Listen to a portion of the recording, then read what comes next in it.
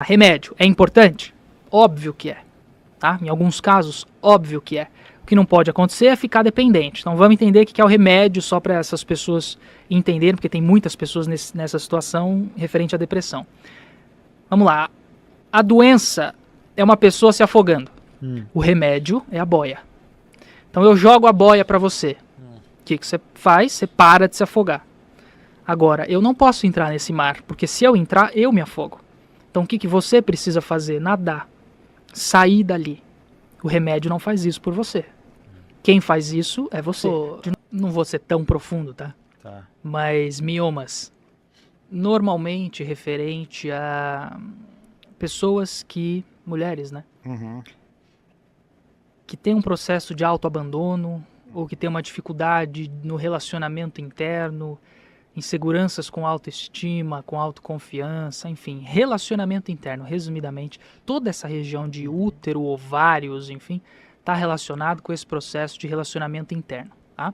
E aí entra autoestima, autoconfiança, amor próprio e tudo mais. Então, fortalecer a tua relação interna, olhar para si com orgulho, com aceitação, com coragem, com força também para, de novo, abraçar as sombras, isso é sempre muito saudável para essa região. Que mais? Depressão. Depressão é doença da alma. Eu sou crucificado quando eu falo isso, mas continuo falando. Depressão é doença da alma, tá? Ela sempre vem acompanhada de um quadro obsessivo, de um quadro espiritual. Por quê? A depressão, vamos lá, vamos entender. Quando a gente encarna, a gente tem um caminho, a gente tem um planejamento, tá? Não que tudo vá acontecer daquela exata forma. Tá escrito a lápis, vamos colocar assim? Então existe uma programação. Uma depressão é quando a gente está completamente fora dessa programação. Então eu estou fora do meu caminho. Não estou fazendo o que eu vim fazer, não estou trabalhando com o que eu vim trabalhar, não estou com quem deveria estar, enfim. Estou fora completamente. Né? Não estou sendo eu mesmo, não estou vivendo a minha essência. Então para o espírito, para a consciência, não faz sentido nenhum esse caminho. Por isso que o desânimo constante, falta da ânima, alma. Então o desânimo constante acontece. Então a depressão, o que ela traz? O que ela pede? Ela pede uma reflexão interna de revisão de rota. Para onde eu estou indo? E aqui eu estou falando de direção. Para onde eu estou indo? Em todas as áreas da minha vida. Olha para as pessoas ao seu redor, olha para o trabalho, olha, né, para a família, olha para si mesmo e entenda o que é que está fora do lugar. Então, vamos lá. Remédio é importante? Óbvio que é. Tá? Em alguns casos, óbvio que é. O que não pode acontecer é ficar dependente. Então vamos entender o que é o remédio só para essas pessoas entenderem, porque tem muitas pessoas nessa situação referente à depressão. Vamos lá. A doença é uma pessoa se afogando. O remédio é a boia. Então eu jogo a boia para você. O que você faz? Você para de se afogar. Agora, eu não posso entrar nesse mar, porque se eu entrar, eu me afogo. Então o que você precisa fazer? Nadar. Sair dali. O remédio não faz isso por você. Quem faz isso é você. De novo, o remédio é a boia. Eu entreguei a boia para você, o médico, enfim, tudo mais. A pessoa precisa nadar para fora deste mar, que é o que a gente já falou, de mudança interna. Que seria esse processo que eu falei de revisão de rota, revisão de caminho, de direção e tomar decisões mais certeiras para assumir a sua essência nesse planeta. Afinal de contas, esse é o propósito de todo ser humano. Ser você mesmo. E perfeito. Quando isso não acontece, depressão é mais fácil de se instalar. Problemas nos dentes, eu vi aqui, eu gostei dessa que falaram. Vamos falar de meio que geral, assim. Claro que tem diversos problemas, mas vamos geral. Dentes normalmente relacionado com falta de firmeza ou aquela questão, falar e não fazer. Falta de firmeza no quê? Tomada de decisão. Pessoas que não conseguem ser firmes nesse sentido de aquilo que elas acreditam, proteger aquilo, defender aquilo, fazer aquilo, realizar aquilo. Então, normalmente vai estar atrelado a isso, a falta de firmeza nas suas próprias decisões. Problemas gerais nos dentes, assim, um panorama geral, né, vai representar isso. Fibromialgia. Fibromialgia, estagnação prolongada. Então, tem alguma coisa que já deveria ter sido resolvida, algum trauma que já deveria ter sido superado, alguma situação, um luto, uma mudança de cidade, uma mudança de emprego, um fim de um casamento, ou seja, é coisa significativa, grande, mudança grande, que já tinha que ter acontecido e por apego ou insegurança não aconteceu. Então essa energia fica toda estagnada, você para no tempo, mas o tempo não para, né? Não te espera. Então você fica segurando, retendo toda aquela energia, o teu corpo ele recebe toda essa carga e energia acumulada vai gerar dor, vai gerar desconforto. Então é trabalhar o soltar também, né? E nesse sentido, mas de liberar e tomar as decisões que já deveriam ter sido tomadas. Diabetes, estão perguntando aqui. Diabetes, falta de doçura, falta de carinho, de amor, tanto para receber quanto para dar, tá? E depende também daquilo de informações que você absorve. Então, pessoas que absorvem muita informação ruim, ou notícia ruim, conversas ruins, fofoca, coisas desnecessárias, negativas também, tá? Então, aquilo que você absorve para dentro te faz mal, precisa de mais doçura, de mais leveza na vida. Basicamente isso. Tem uma aqui que eu não sei se você vai conseguir, mas eu achei interessante porque é diferente. Tem alguém que falou que estava reclamando de tabagismo. Dá para fazer uma análise? Tabagismo dá. Os vícios eles também têm, né? As interpretações. A questão do cigarro, vamos lá. Por que as pessoas fumam normalmente? Para desestressar.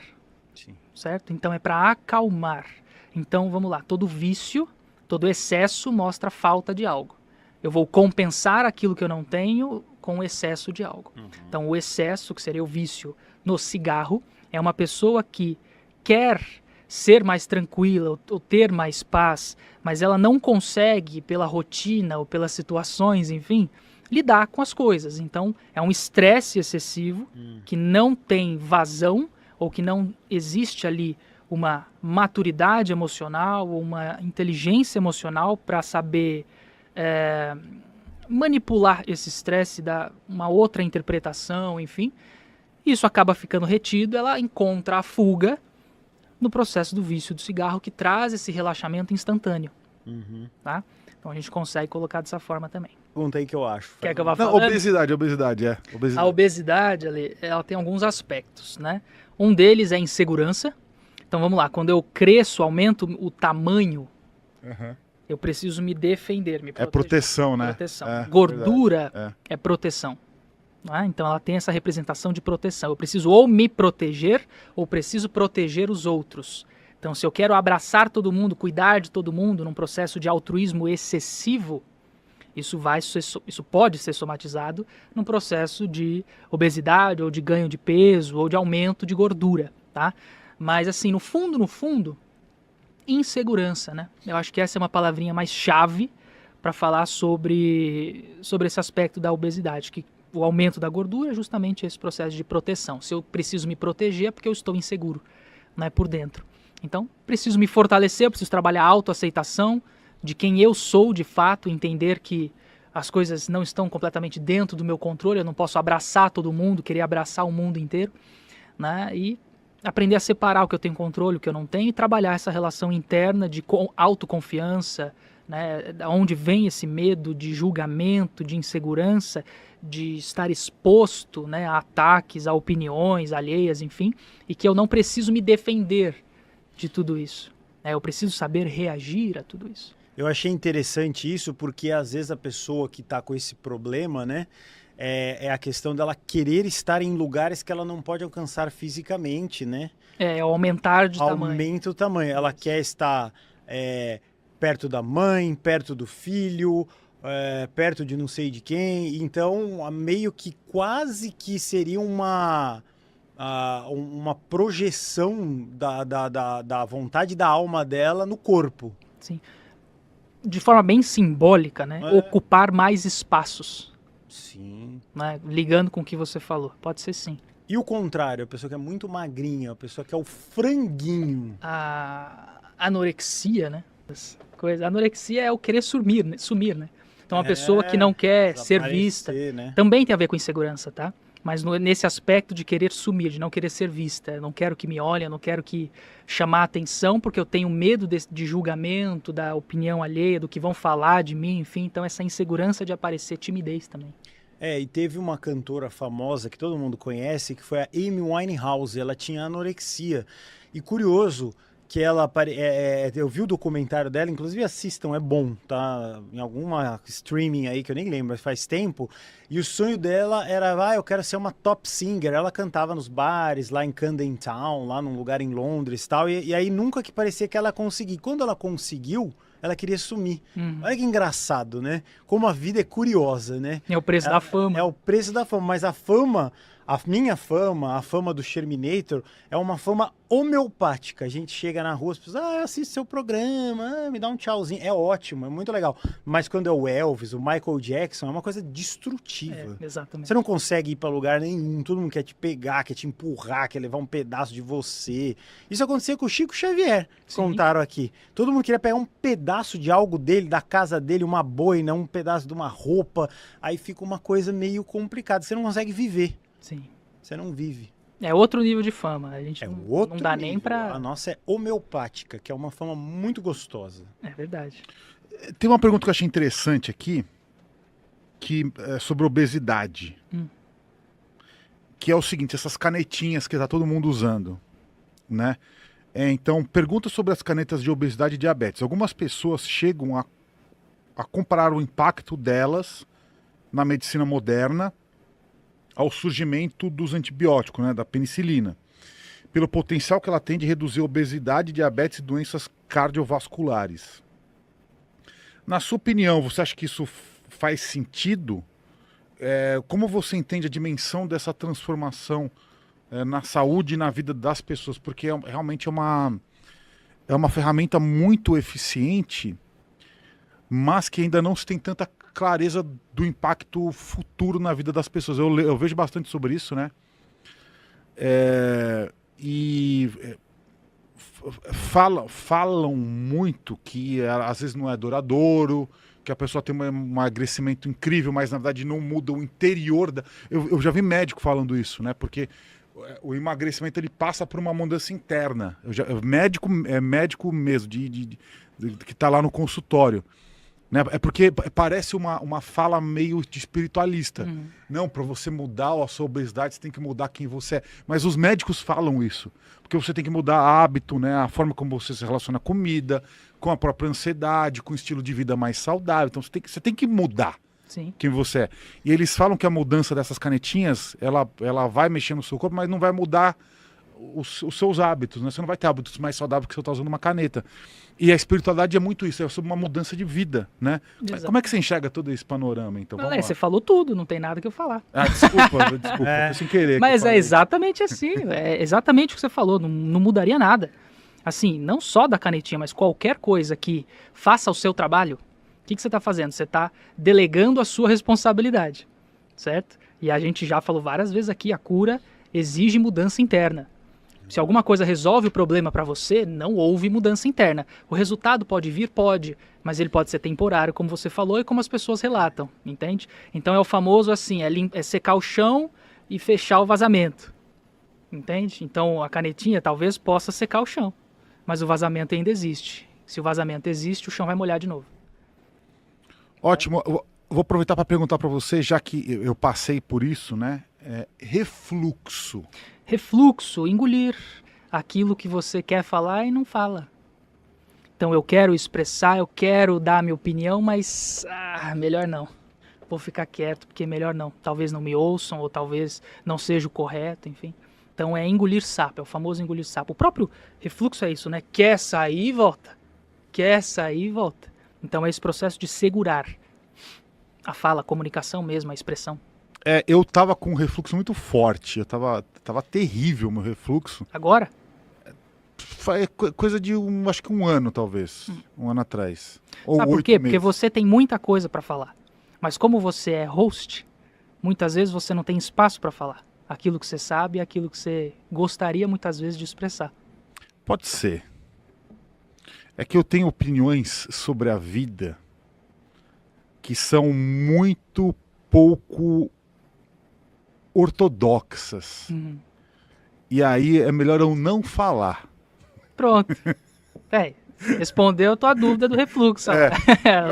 Como é que eu curei o meu refluxo? Porque é muito curioso isso, porque é o seguinte, eu estava tomando remédios bem fortes pro refluxo, né? E não tava adiantando nada. Não tava resolvendo. Tava tomando pantoprazol, omeprazol, tava tomando cloridrato de não sei o que, e assim, o refluxo não tava saindo. E é exatamente isso que você está falando, na verdade. Por quê? Porque eu estava tentando resolver uma coisa que era minha através de uma solução externa. Isso. Ele não estava resolvendo.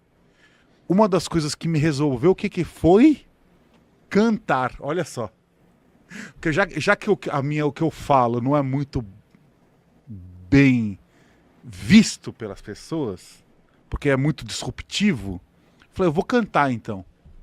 Pronto. Deu vazão àquilo que você estava engolindo, É o refluxo parou. É isso mesmo. É isso. É. Então, ao vivo, É. na prática. O pessoal tá perguntando de pressão alta e já emenda na pressão baixa também, se você souber. Tá, a pressão alta... A pressão baixa vai ser o oposto do que eu vou falar. Uhum. Mas a pressão alta é aquela pessoa que está sempre ocupada ou está sempre buscando se ocupar. Ela sempre quer se ocupar, atividade. Por quê? É uma pessoa que não quer ou não consegue, por algum motivo, olhar para dentro. Então, se eu estou ocupado o tempo inteiro, eu não vou precisar olhar para mim ou para minha dor, ou para o meu problema, ou para o que me incomoda. Então, eu ocupo a minha rotina sempre com muitas coisas. Pessoas que são extremamente ocupadas, pode ver, são normalmente pessoas que têm pressão alta. Perfeito. Pressão baixa é o contrário, pessoas que não querem assumir muitas responsabilidades, que fogem de responsabilidades. Então, a pressão é menor, né? Então, elas buscam essa fuga de querer fugir de responsabilidade. Então, pressão alta é quem tá sempre ocupado, aquela que fala assim, eu não tenho nem tempo pra... Você já sabe a frase, né? E o que tem pressão baixa, geralmente ele desmaia, porque ele não quer estar lá. Então a pessoa falece o corpo dela, literalmente por alguns segundos ou minutos, quem sabe, para sair dali. Às vezes, aí eu vejo isso com essa sua sabedoria, né? Pessoas que estão casando e desmaiam. Eu falo, elas não queriam estar ali. Pode ver no vídeo. Mas esse aí, gente, é... não, eu não posso falar, eu não posso dar minha opinião, desculpa. Não dê sua opinião. Não vou dar minha opinião Ao sobre refluxo, casamento. ao refluxo. Não quero. Mas o que... Não darei minha opinião sobre Mas o que casamento. acontece, você tá vendo lá, eu vou falar de um negócio que nem existe mais, só pra, né, não, você tá vendo no Instagram, eu ia falar, vídeo cacetadas, que eu tô ficando velho. Aí você vê lá o cara lá, ô louco meu, olha lá o casamento, a sogra, não sei o que, a pessoa cai. Eu pensava nisso, eu falava, ele não queria casar. Porque ele tá fugindo, senão ele não ia desmaiar. Sim, Aí pode tem gente ser. que fala, não, comer um camarão podre.